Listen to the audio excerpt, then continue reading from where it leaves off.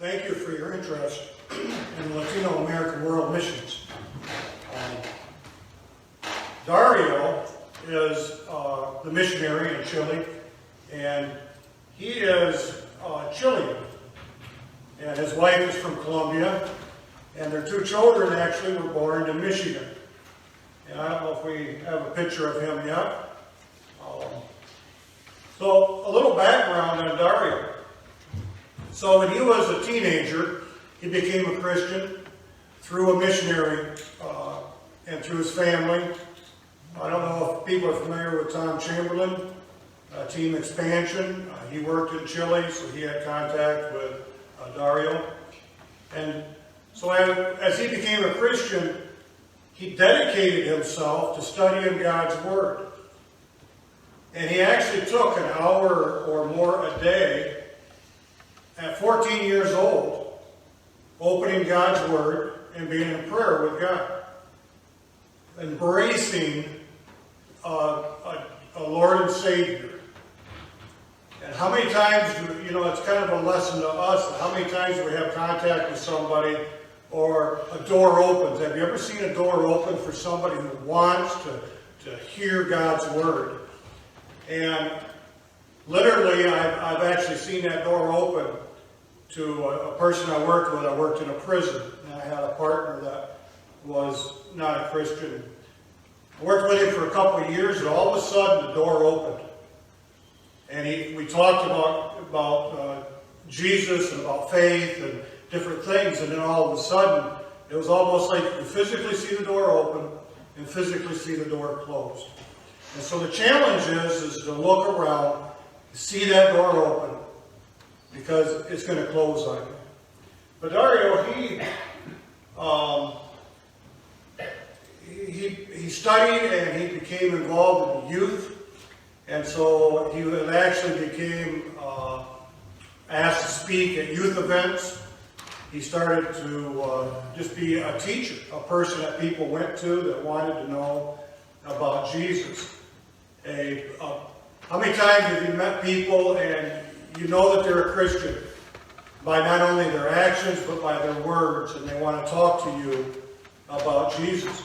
And what a challenge to us to become that kind of person. And Dario then started working in the field. He worked at a bank, actually, in Santiago, and he lived in Melipilla. Now, that's about an hour away. The fascinating thing about Chile is their transportation. From Melipilla, you go and you walk about a half hour, and you get on a bus. You sit on that bus for about an hour, and next thing you know, you're in Santiago. And we had other trips. We had a trip that from Santiago, we went to Port Vargas, down south in Chile. And that was on a bus, and we went about 9 o'clock at night. We got on a bus. The seats actually folded down. It felt like first class on an airplane is what it did.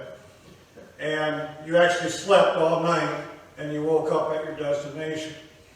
I kind of thought about that like going to Florida.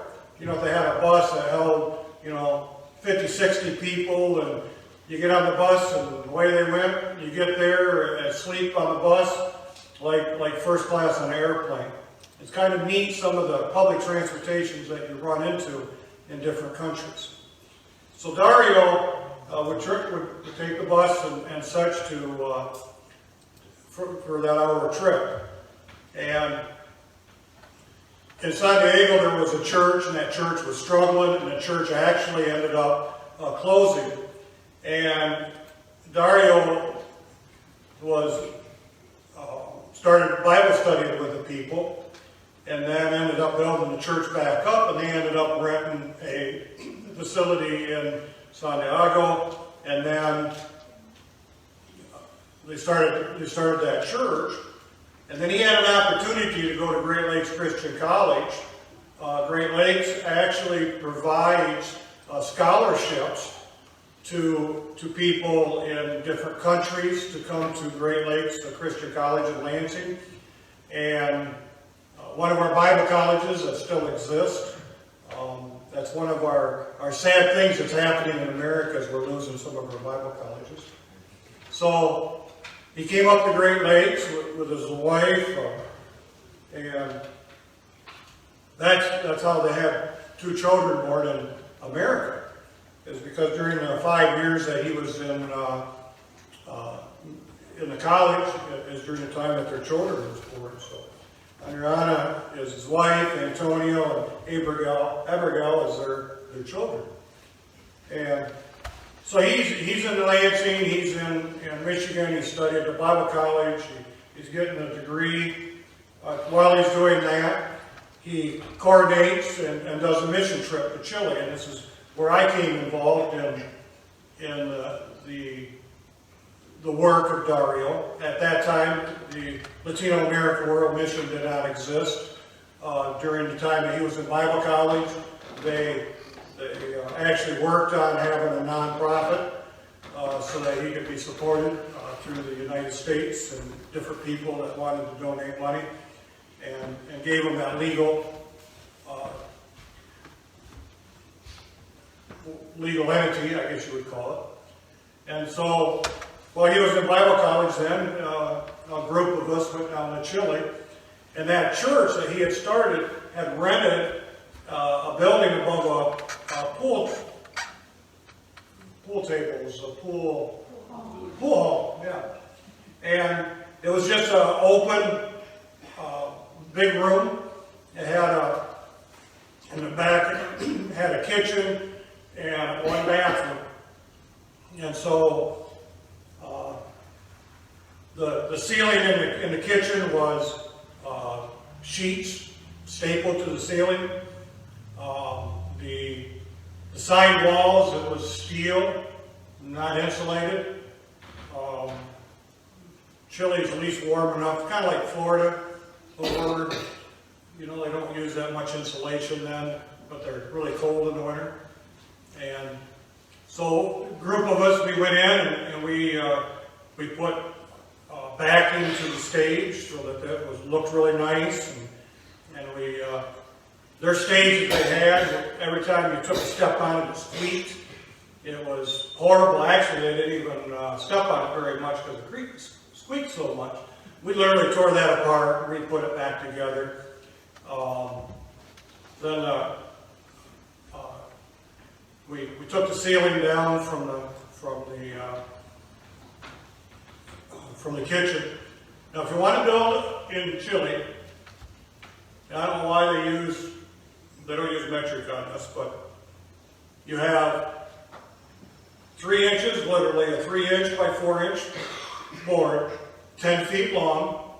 You have a 1-inch by 6-inch board. You have a 2-inch by 2-inch board. They're all 10 feet long. Build a house. That's their construction material. And so, you have to adapt to wherever you go, with however they build. And so we made our own beams. We put the 3 1x6s together, made our own beams to go across the kitchen ceiling. And when the one guy came in, I jumped up on the ceiling and did a chin-up on it. And that was about a 20-foot span. The concept of building wasn't there, because what they had done is put the 2x2s up with some wire, and it was interesting. And so we were able to go down and do a lot of changes and make the place look very nice. And so that was what Dario coordinated while he was in Bible college. He graduated from Bible college, and they went to Colombia and stayed about 3 months in Colombia on their way back to Chile. And there's a guy by the name of Freddie that was in Colombia who Dario had mentored and taught and worked with. And in actuality today, they have a church in Colombia that they have started because of that. And so then Dario, now he goes back and he finds a place in Malapia to live. That's where his family's at. And he's commuting to Santiago now, doing missionary work. And it's interesting because he's not doing ministry work, he's doing missionary work. And it's kind of a different concept when you think about, he could have gone back and just been the minister at the church in Santiago. But instead, he went back to be a missionary to Chileans and ended up being a missionary into Colombia. So he started a Bible study in Melipilla. He has an hour away in the church of Santiago. He starts an online course and started to do leadership courses and to form leaders in different areas. And he's also being popular to be a guest speaker at different places. I don't know how the connection went with, if we could have the next picture. I don't remember what the next picture is, where my thought patterns going.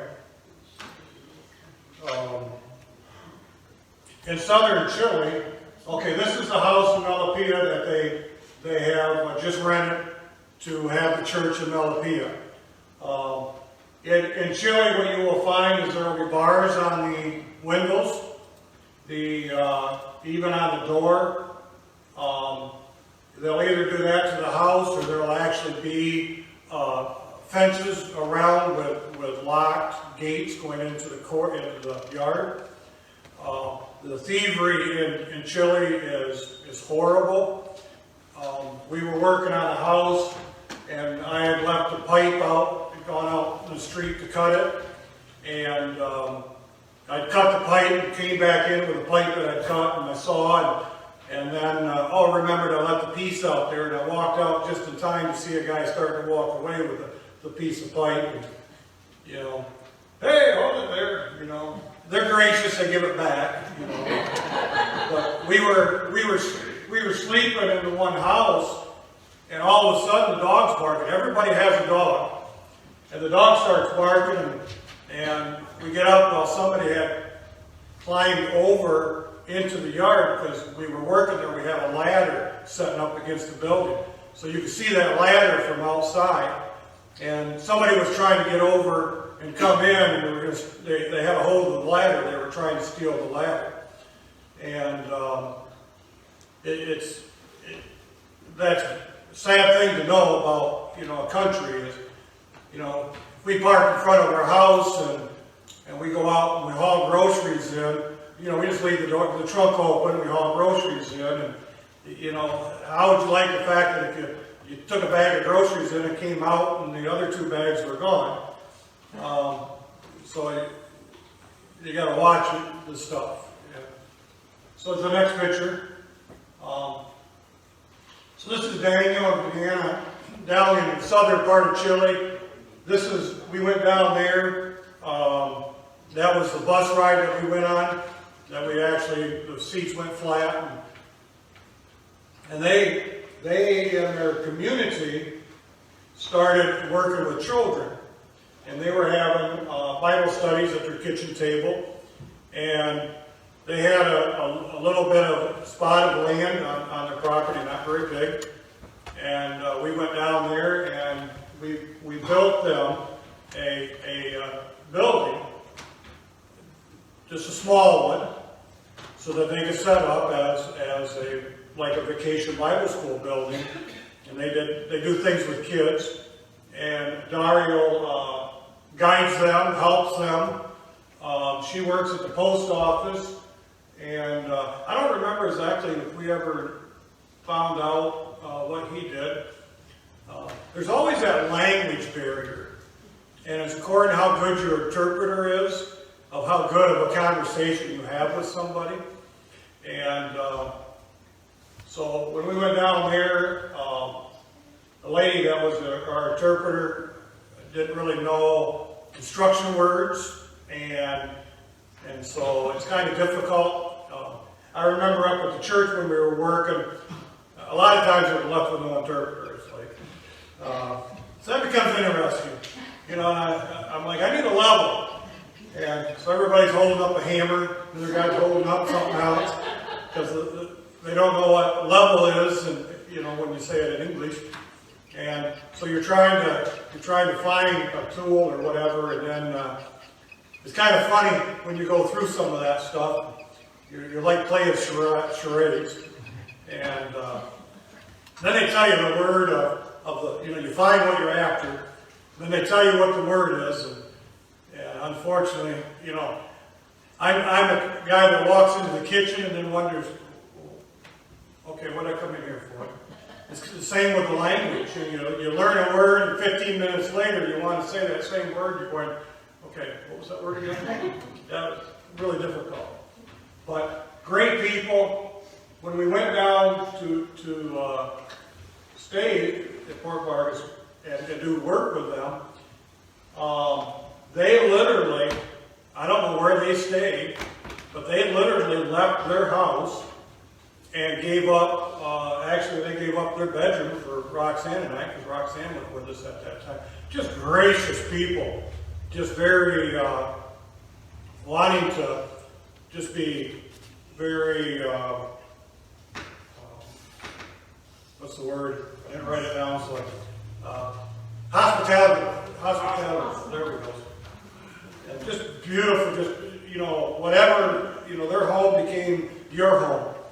And they lived up on a hill, and I mean, it was a hill, and we had all the material for that building. We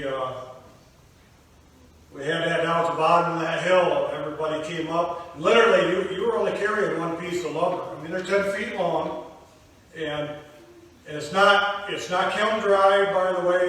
It's rough sawn. So it's a little heavier. So everybody's coming down, and everybody's just carrying like one piece of lumber up at a time. And very, very few pickups. Nobody owns a pickup. You know, the gas prices are high, and so everybody owns vehicles. So if you went to a store, a lumber yard, there'd be trucks outside. People own trucks, and you buy all your material, and you go out to them, and then it'd be like a taxi. You'd be like hiring a taxi to haul all your stuff to where you want it hauled to. And somebody rode with them so that they didn't drive off with your material, and then somebody followed with the vehicle. So it's kind of interesting. So, if we can have the next picture. Santiago, or rather Chile, is a very narrow country, and you can see that strip on the left side of that picture. That's Chile. It's very narrow, very long, a lot of oceanfront property, hills, just some beautiful, beautiful country. It reminded me of Colorado, because every time you turn around, wherever you look, there's mountains. We go with the next picture. The group, we've had several different groups. We've had, since Dario was in college, and from the time that the mission trip that he coordinated going to college, there's been 6 mission trips to Chile in the last 8 years, I think it's been, because we couldn't go last year, and we couldn't go this year because of COVID, and I've been on 6 of those trips, and so I think it's been 8 years since the first trip is gone. And group of people from all over Michigan, mainly right now. So if you're interested in going on a mission trip, we do have one that we're starting to plan for next year. You go in, it's kind of like going to Florida, so we like going to February when the weather's 80 degrees down there. We do different things. They do a vacation Bible school out on the streets. A lot of times, we drive by parks and there will be a basketball court. Well, they'll have a basketball court. It'll be more like a soccer field. and they'll have a fence around it. It's all locked up. You have to rent that to use it. And so they will do that. We come up with different construction projects. The one lady, the last couple of times Dario wasn't getting any construction things lined up, and she just point blank told him, well, Tony's not coming unless you got something to build. And so that's kind of my little specialty. And they have 240 volts, but their amps are so low.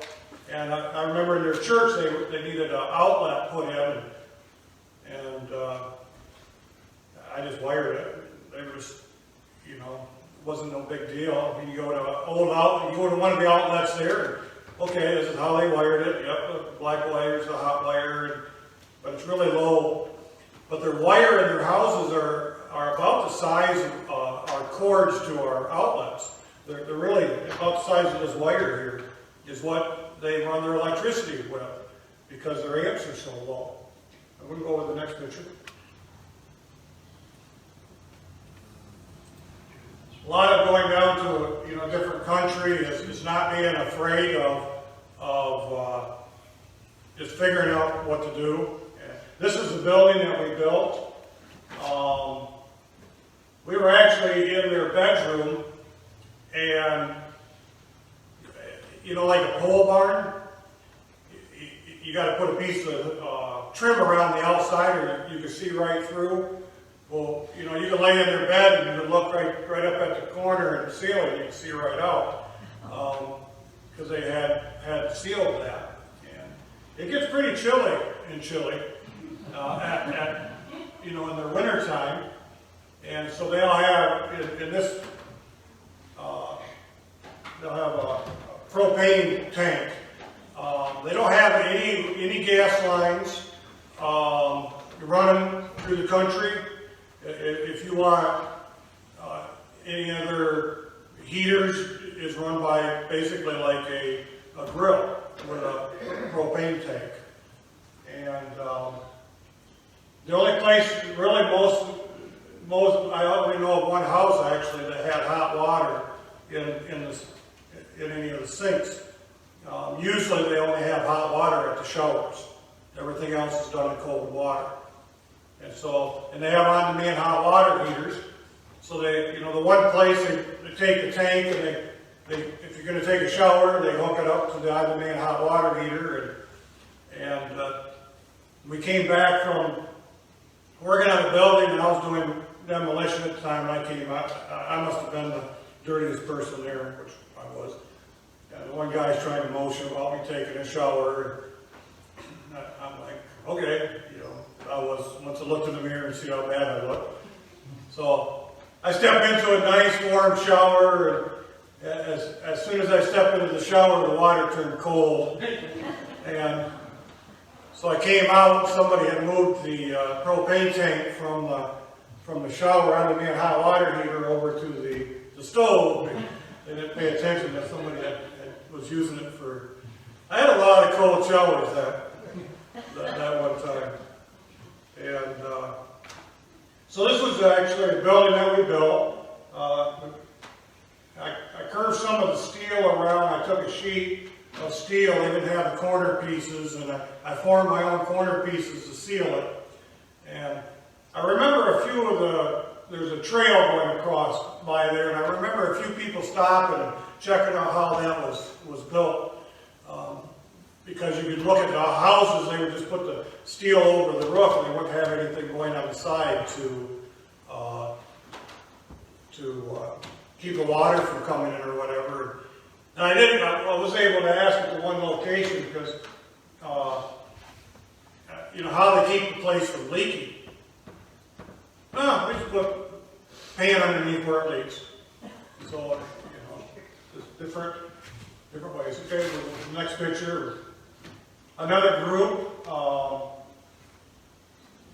let's say, in this group here is the president of the Bible College. He went down, and a couple of professors, they went down to the leadership classes as we were doing some construction, and as other people were doing Vacation Bible School.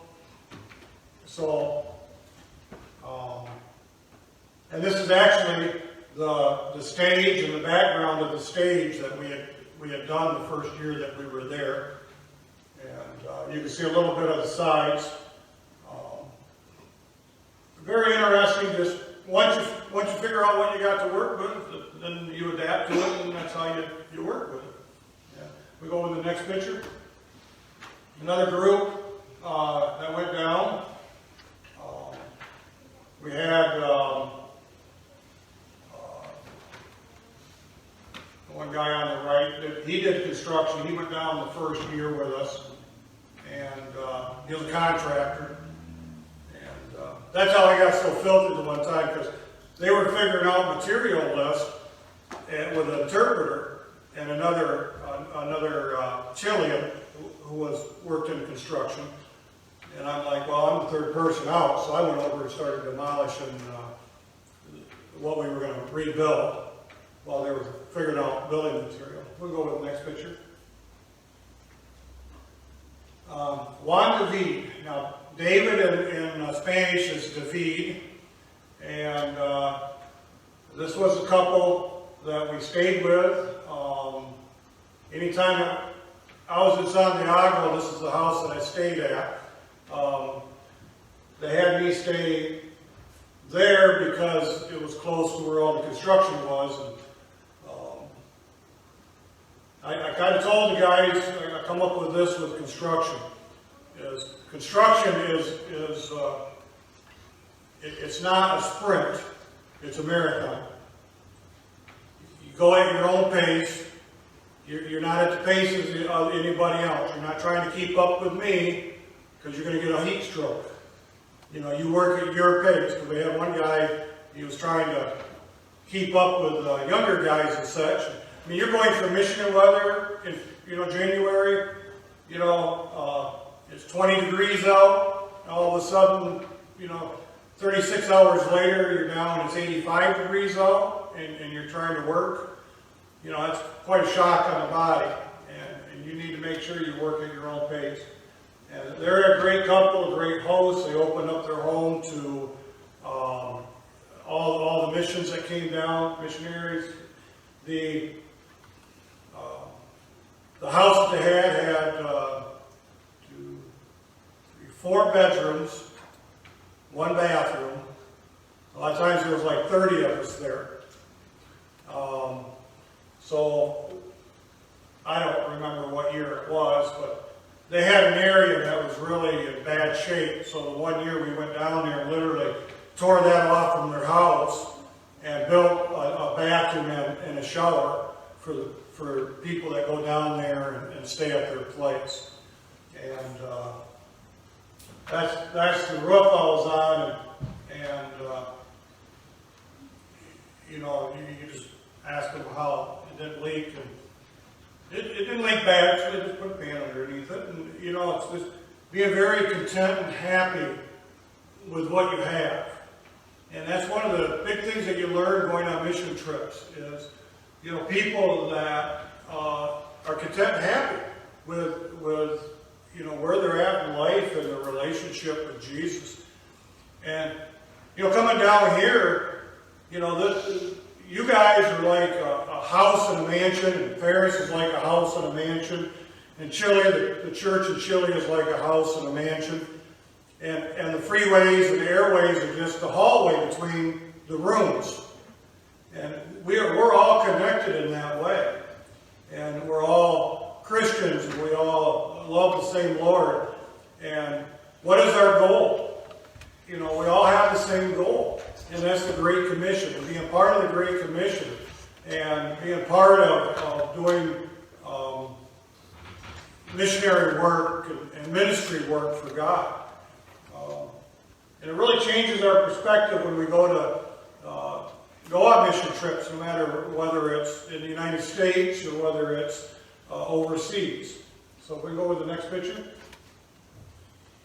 Alejandro is the gentleman that is construction in Chile, and he He didn't know no English, I didn't know no Spanish, and we're working about third trip down, we're working, and the interpreter was a very good interpreter, and knew all construction language and everything, and we were going to go to this lady's house, and we were going to do some work for her, and we're going to do that on a Friday, and so Wednesday I'm like, hey, we got a couple hours this afternoon, can we go, check out, do a material list, get the materials tomorrow, so that we're ready for Friday.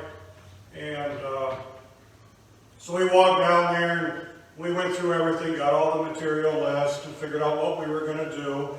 And the interpreter was going to be with us Friday, and so Friday comes, and we're getting all ready to go, and the interpreter all of a sudden needed to go to a meeting to interpret one of the leadership meetings.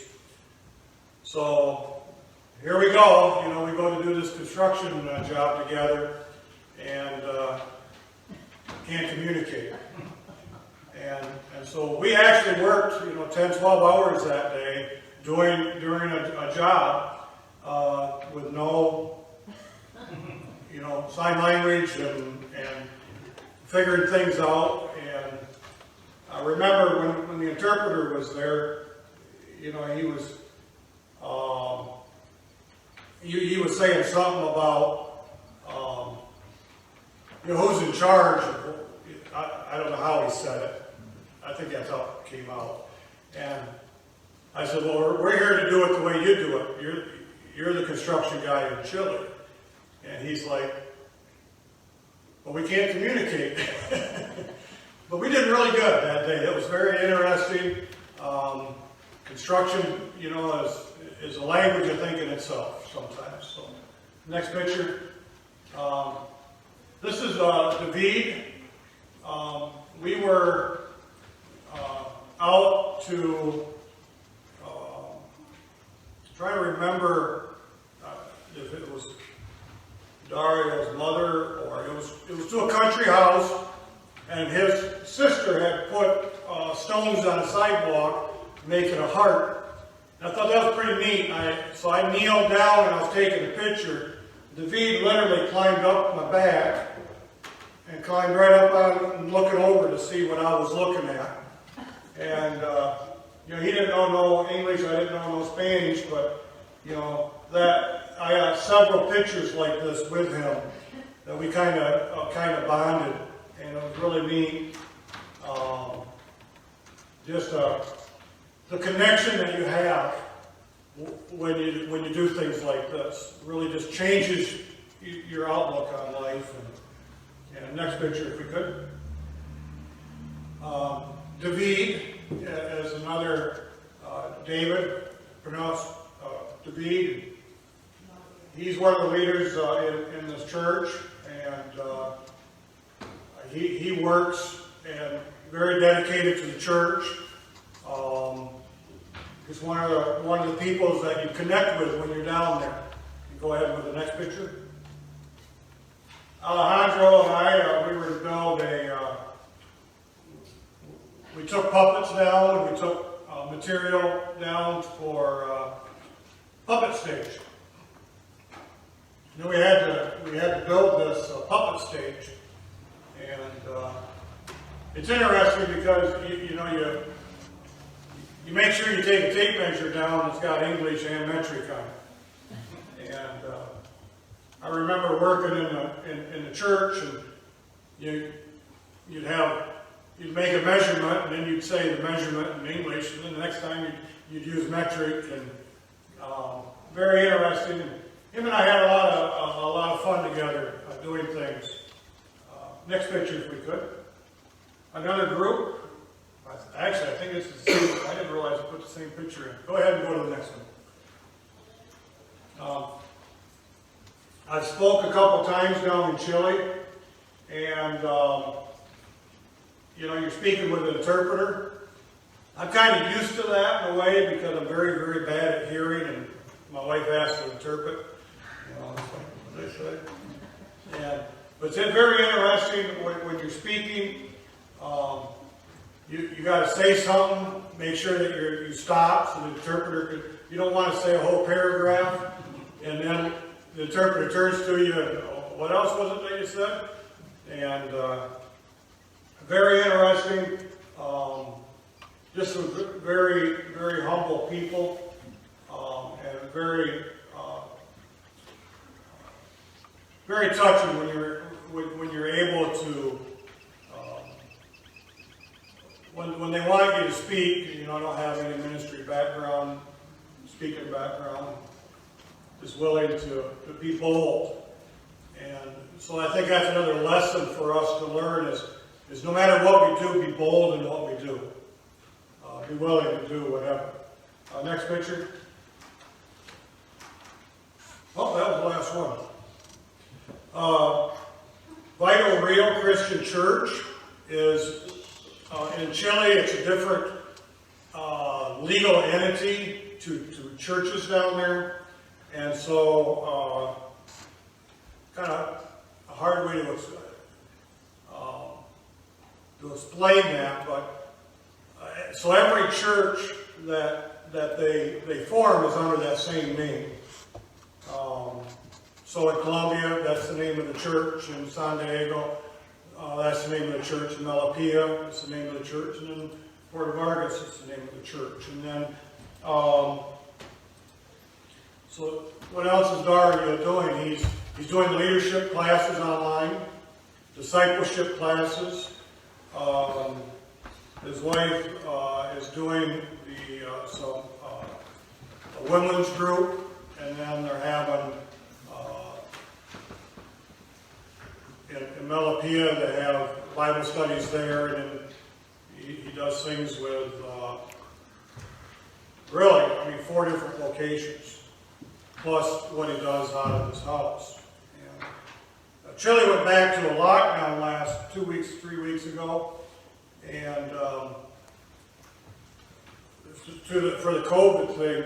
And so in Chile, you were confined to your house. One person in the household could leave the house 3 hours twice a week. And you had to sign up with the government of when those 3 hours were. And you had to have a piece of paper with you, you know, saying, you know, documenting it was your time to go out. So when we think about our freedom here in America, how our lockdown was, there were literally police that if you did not have that piece of paper, you were arrested.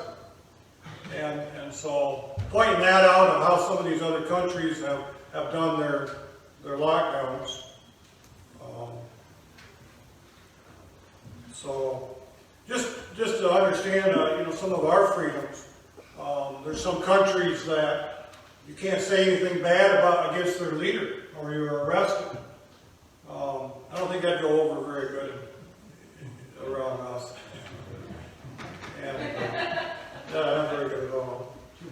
But you know, in Matthew the 28th chapter, the Great Commission is really so few words, but so powerful in meaning. And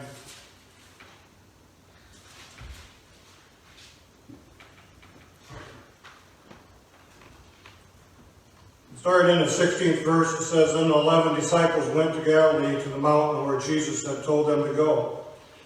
When they saw him, they worshipped him, but some doubted. And Jesus came to them and said, 'All authority in heaven and on earth has been given to me. Therefore go and make disciples of all nations, baptizing them in the name of the Father, and the Son, and the Holy Spirit, and teaching them to obey everything. I have commanded you, and surely I am with you always to the very end of the age.'" When we leave our house, when we leave this church, when we go wherever we go, this is what God gave us to do. In our interaction with co-workers, our interaction with neighbors, and interaction with anybody. Are we fulfilling the Great Commission? Jesus says that, the road is narrow. In Luke, the 13th chapter, starting in the 24th verse, it says, "Make every effort to enter through the narrow door."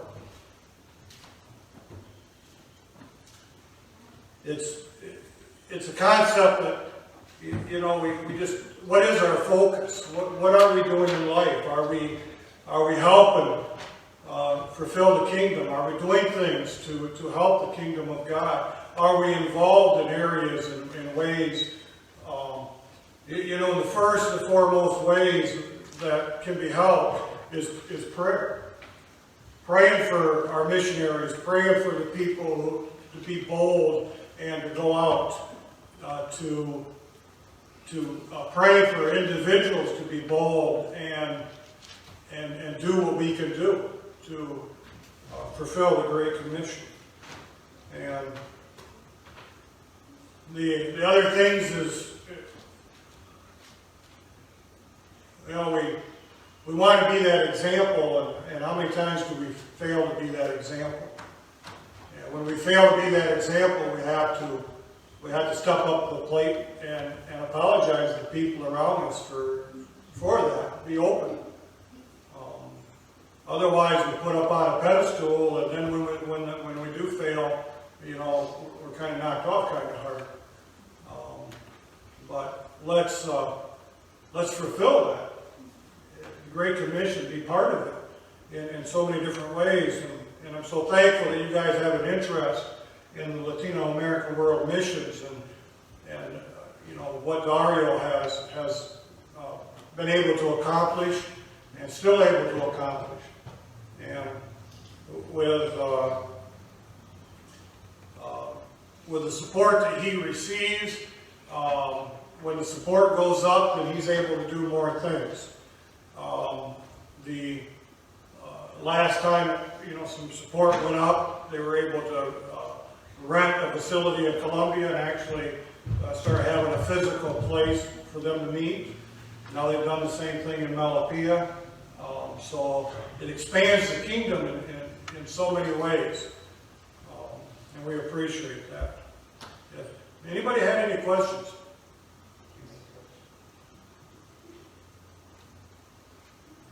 The other organization that I'm involved in is Rock Lake Christian Assembly. How many people know about Rock Lake? Okay, just a few. Okay, that's a camp up. Yeah, you ready to go? All right. So that's a camp up in Michigan that last year with the COVID they couldn't have any campers, and so God was really blessed them, and people still giving their support, and actually some of the congregations sent the money that they would have sent for campers to go, and so they were able to survive with that. So those that are familiar with Rock Lake, if you have any questions on that, then I can answer them also. Just I would like to pray. I think it's so interesting. So often I think we think about what Jesus is saying in terms of it's always got to be a teaching role, or it's always got to be a preaching role, it's always got to be a direct, I'm sitting here opening up my Bible and having things come out of it directly and teaching to you. But there's so many ways in which we can go into this world and make disciples. And what I've enjoyed so much about hearing from Tony today is, yes, you can go build a house, and this is evangelism. And the Lord can work through the talents He's given you. And I think from this presentation, we can see that today. That there's not just a preaching and teaching role. There's any kind of role you can come up with can be a benefit. It can bless someone, just in your community or right around the planet. And as we were talking about how to fill our April giving, this LatinoAmerica World Mission really came to mind. So I'm really glad that this congregation has been talking about this. He's got a table over here, some goodies I know from, is it all Chile over here? That I'm sure if you have any questions, you want to stop, take a look at those. Those are pretty cool. Not made in China kind of stuff, but made in Chile.